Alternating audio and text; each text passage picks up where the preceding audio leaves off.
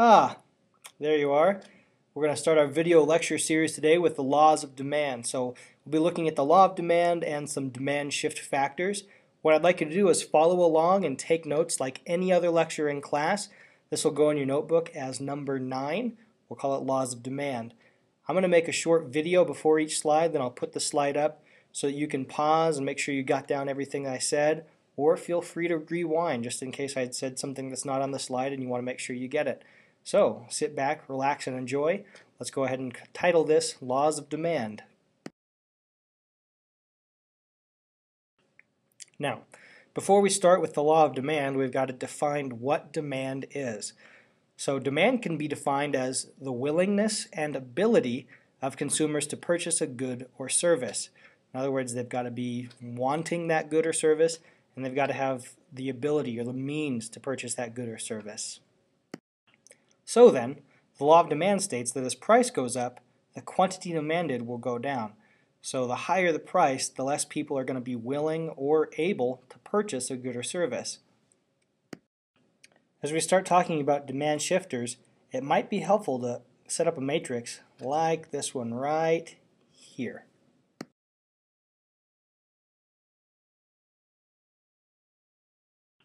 So the law of demand is really just a very basic guideline for how demand can change.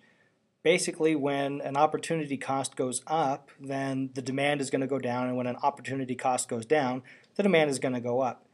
Now we're going to take some time to look at some specific demand shifters. The first is going to be a change in income. So as income increases, people are going to have more money and they're going to increase their demand for goods and services. And the converse is also true. So if the overall income goes down in an economy, then the overall demand for goods and services will also go down.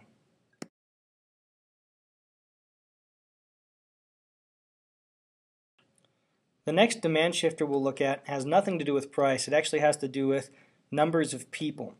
So if there's a change in the number of consumers, that can also change demand.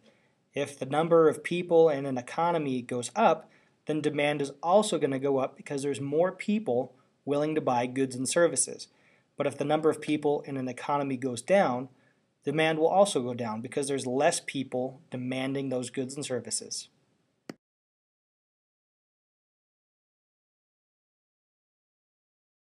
Our third demand shifter also has nothing to do with price, but rather changing consumer tastes and preferences.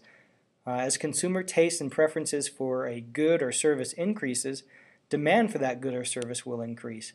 So as we learn that whole grain and less processed food is good for you, brands like Kashi increase in demand. People want that more. At the same time as that awareness is brought forth, demand for things like Doritos or Frito-Lay will go down. So depending on new research, new studies, new advertising, people change what they want. They change their demand for a particular good or service.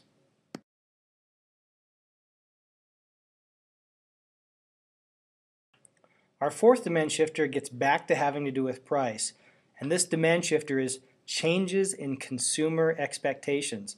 So if consumers expect a future increase in the price of a good or service, current demand for that good or service will also increase.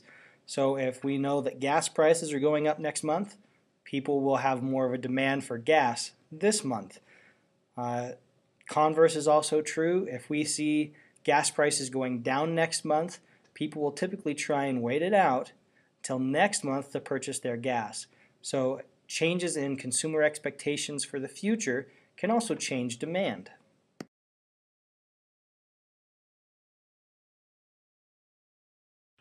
Alright, this next demand shifter is a little bit tricky because it has to do with the price of a substitute good.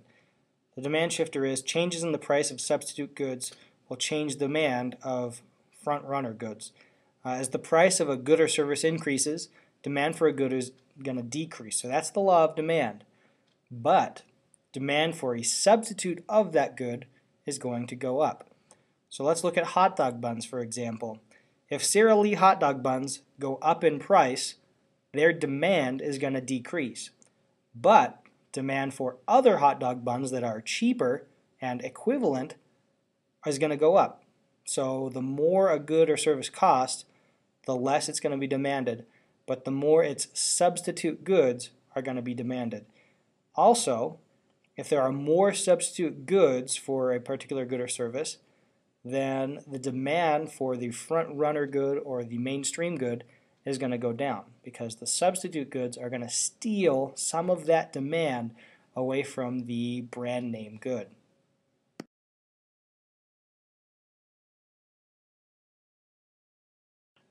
This last demand shifter has to do with the change in the price of a complementary good. So let's get a definition for complementary goods really quick, and that would be goods that are usually bought with another good. Getting back to hot dog buns, you don't usually buy hot dog buns without buying hot dogs. You don't usually buy cereal without buying milk. So this last demand shifter starts off with the law of demand. As the price of a particular good or service increases, demand for that good or service is going to decrease. But since people tend to buy complementary goods together, demand for any complementary goods will also decrease. So if the price of cereal goes up, people may buy less milk. As the price of hot dogs goes up, people are probably going to buy less hot dog buns. So the price of complementary goods affects one another positively or negatively. If the price of hot dogs went down, then demand would go up and demand for hot dog buns would also go up. So the converse is also true here as well.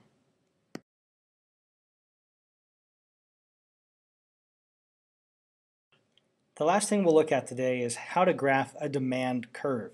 Now, for the sake of simplicity, we're not actually going to graph a curved line. The example just has a straight line. So you'll see we've got an x-axis and a y-axis. The x-axis represents quantity demanded, and the y-axis represents price. Taking a look at that graph on the next slide, you'll see that at point y, which is price 2, the price is rather high, so the quantity demanded is lower. At point x, or price 1, you see the line traced over to point x, and you go down and you see the quantity demanded is much higher. So this is just a way of showing the law of demand in graphic form. Later on we'll add the law of supply, and we'll see how we've determined price using this model, using this graph, but for now it's just important to understand what this looks like and how it works. And we're going to do a little graphing activity in class based on your responses to the final part of this lecture.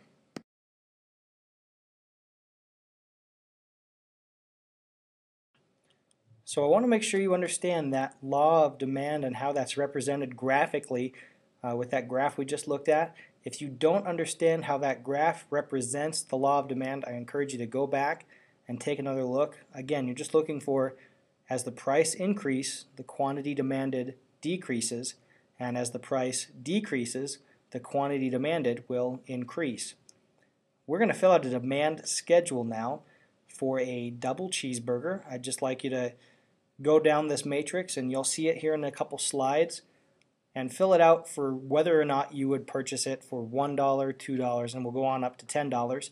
Once we get back to class on Monday, we're going to plot all those points for the entire class, and we'll graph our class's demand curve for double cheeseburgers based on different prices.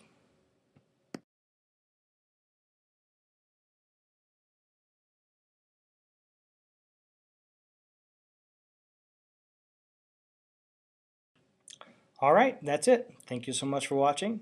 Hope you got some good notes, learned a little bit about the law of demand and some demand shifters. Come to class Monday ready to go with that demand schedule filled out and your notes. We're going to take some time looking at some newspaper headlines to determine what demand shifters are at play and determine how they might affect demand. Until Monday, this is Mr. Parsons, signing off.